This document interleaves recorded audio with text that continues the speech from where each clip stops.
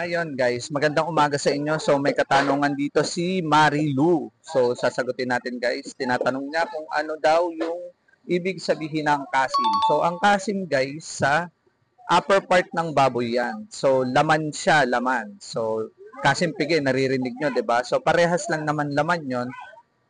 Yun nga lang, ang kasim kasi sa upper part siya ng baboy, so dito sa taas, sa bandang shoulder, so ang tinatanggal na buto sa kanya guys, yung paypay, yung shoulder blade. Ayun, so mas mataba siya compared sa pigi kasi nandoon yung back part. Yun, kaya yun lang guys. Then yung isang part naman natin, yung pigi, laman din yan. So sa baba naman na part ng baboy yan. So ano siya, hind leg. So ang tinatanggal sa kanilang buto guys, ang sa pigi, yung bias, and then yung sa paypay naman is yung shoulder blade.